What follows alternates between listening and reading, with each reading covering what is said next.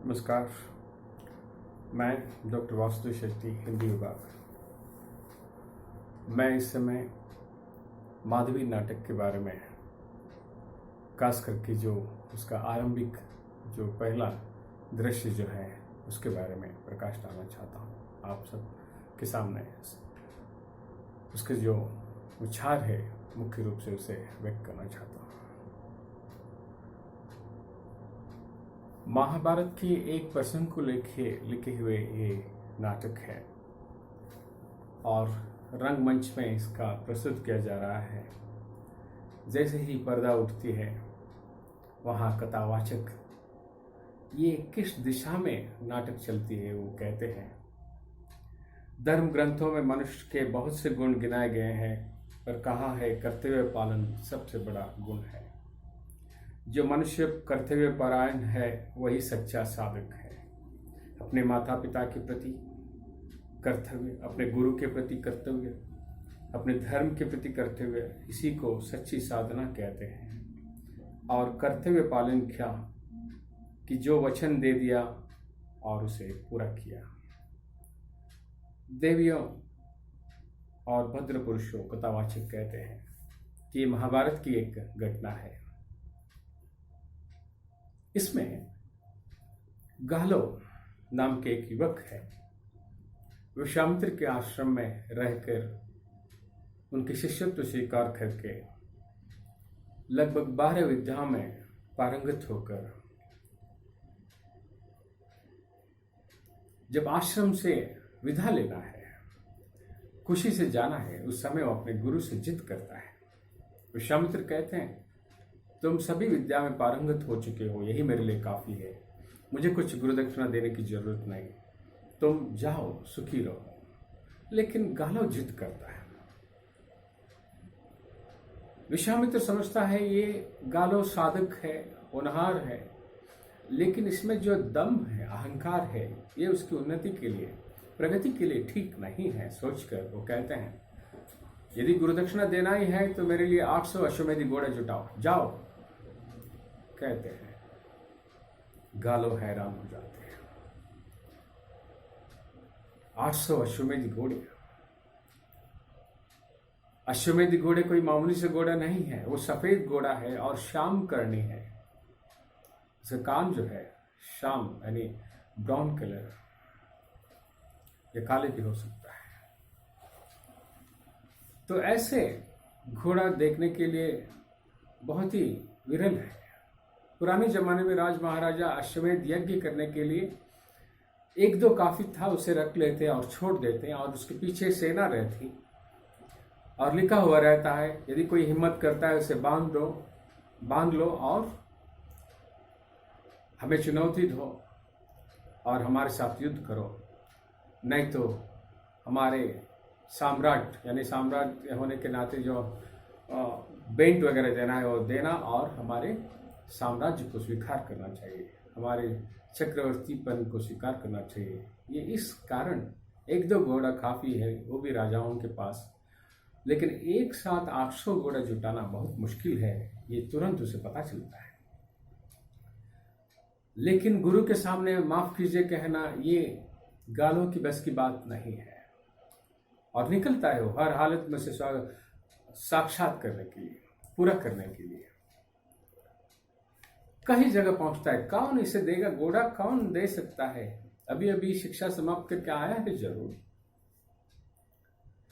जब हर जगह खोजने के बाद इसे पता चलता है ये नामुमकिन है और मैं गुरुदक्षिणा जुटाने में असमर्थ रहा, इससे दुखदायक स्थिति, इससे पाप की स्थिति और कुछ नहीं कहकर वो आज आत्महत्या करने का निर्णय लिया और गंगा नदी में डूबने के प्रयास में है।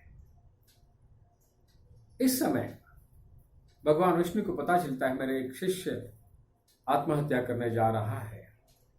तुरंत वे अपने वाहन गरुड़ को कहते हैं, इस शिष्य के विश्वामित्र के शिष्य के बारे में कहते हैं, मेरा भक्त कठिनाई स्थिति में है, जाओ उसे मदद करो। गरुड़ वहां आता है और एक ब्राह्मण के वेश में उसके सामने प्रस्तुत हो जाते हैं। हे युवक, तुम्हारे क्या समस्या है। तब वो ये कहानी कह देता है, गुरु दक्षिणा जुटाने में असमर्थ होने के कारण मैं आत्महत्या करने जा रहा हूँ, अब मेरे जीने में कोई अर्थ नहीं है। तब वो कहते हैं, रुको युवक, यहाँ पास ही महाराज ययाति का आश्रम है। महाराज ययाति की खासियत है, वो कभी किसी को काली हाथ जाने नहीं दिए।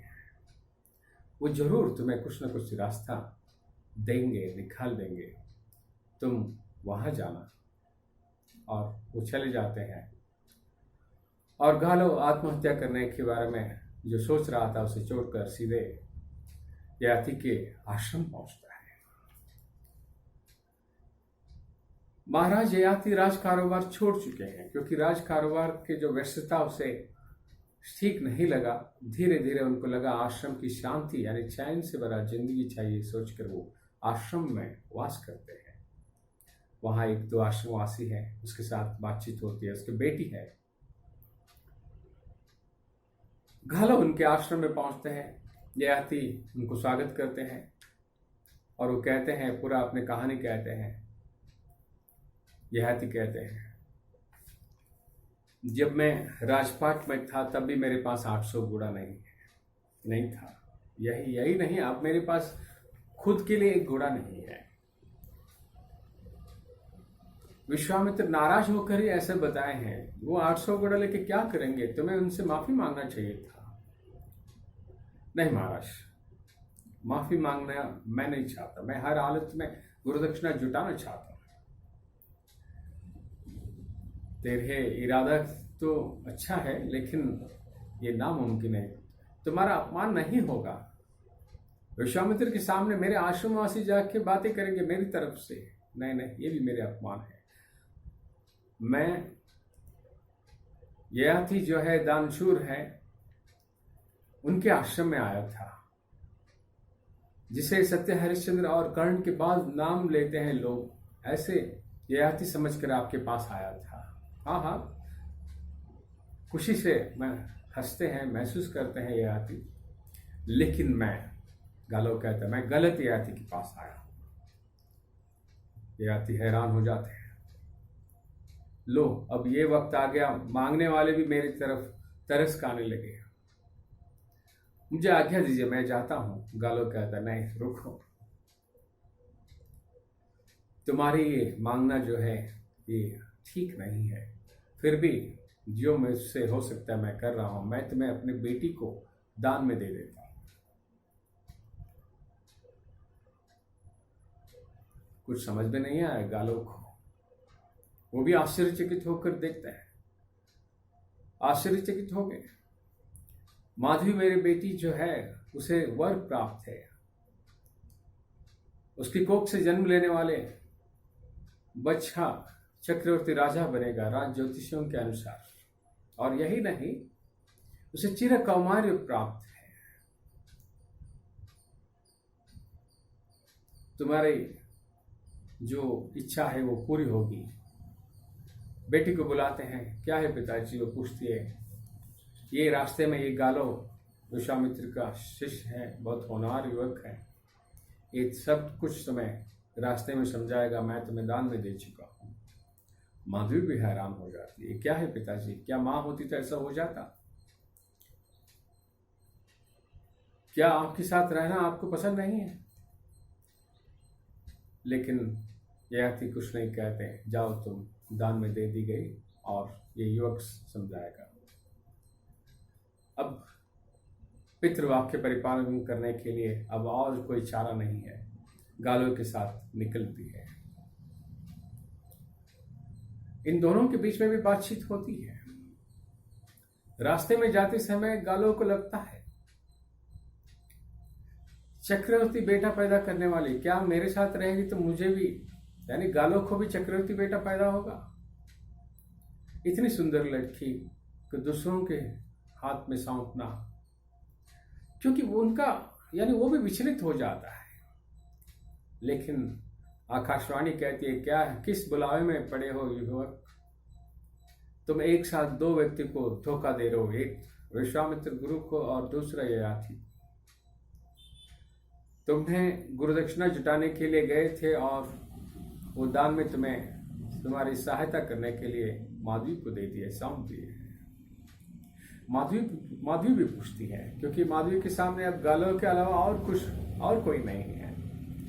पिताजी बता चुके हैं, बस वही तुम्हें सब कुछ समझा देगा और वही उसका प्रकाश दिखाने वाले सूरज है। तो इसलिए फिर भी वो कहती है, तुम्हारी गुरु जरूर नाराज होकर ऐसे बताए हैं। अच्छा ये बताना, गुरुदक्षिणा पूरा करने के बाद तुम क्या करना चाहते हो? विश्वामित्र के पास जाके हम बातें करेंगे, मैं बातें करूंगी।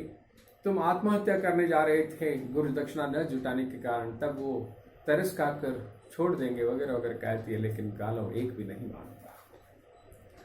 तब वो निरुपाय होकर कहती है, ठीक है, कहां पर है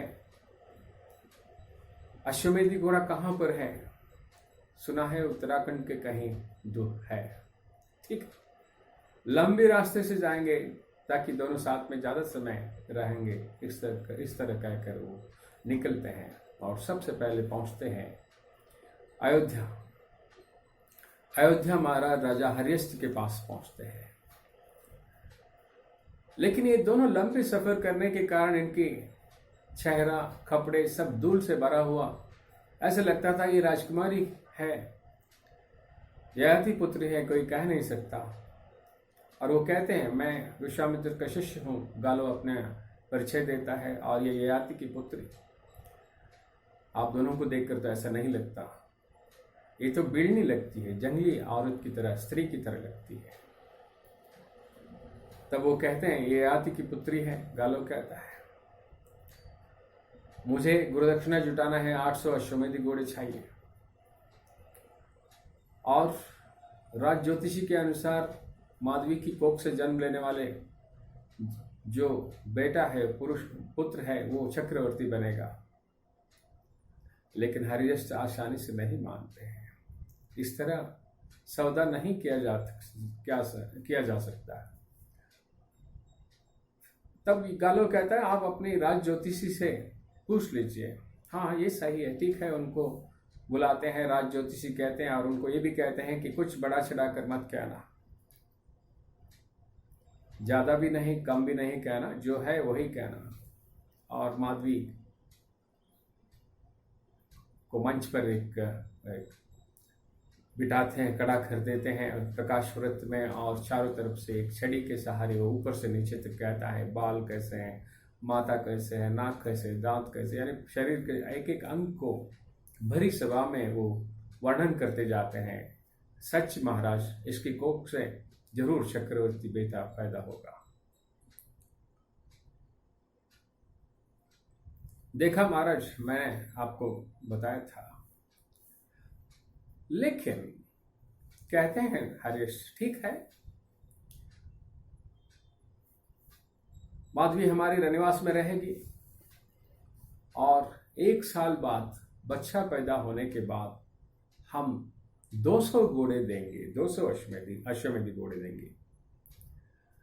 लेकिन धीरे धीरे हम जुटा पाएंगे। इसे सुनकर हैरान हो जाते हैं, लेकिन मैं बाकी घोड़ों के लिए मैं कहां जाऊं? ये नहीं हो सकता, चल माधवी। लेकिन राजा हरिश्चंद्र कहते हैं, हम चाहे तो तुम्हें कहीं जाने न दे सकते, फिर भी हम वादे के पक्के हैं।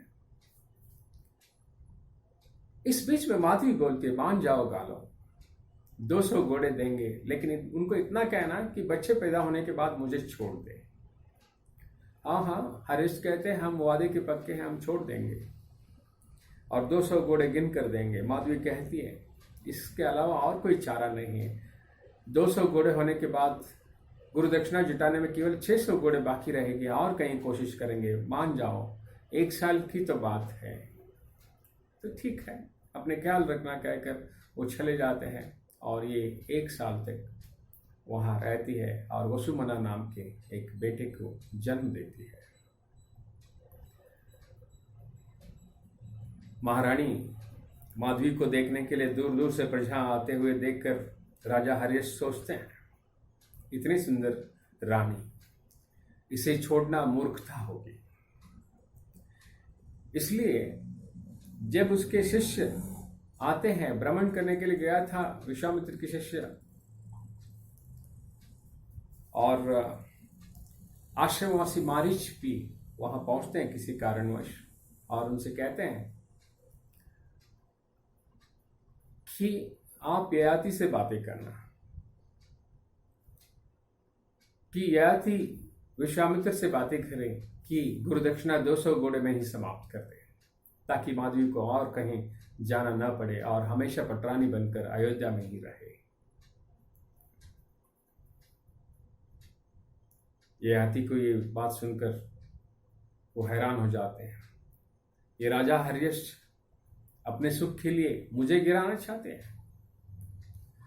नहीं महाराज, वो आश्रमवासी यही कहते हैं कि इसमें माधवी की भविष्य सुनिश्चित हो जाएगा, उसे और मारा मारा फिरने की जरूरत ना होगी। फिर भी वो कुछ भी नहीं सुनते, और इधर अयोध्या में उत्सव की माहौल खड़ा हो गया है। गली गली में हर कोई खुशी महसूस कर रही है।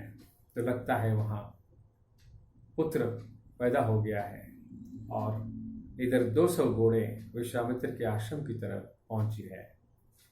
और ऐसे लगता है गालो भी काफी खुशी महसूस करते हैं घोड़े जाने के कारण। कम से कम विश्वामित्र सोचेंगे गालो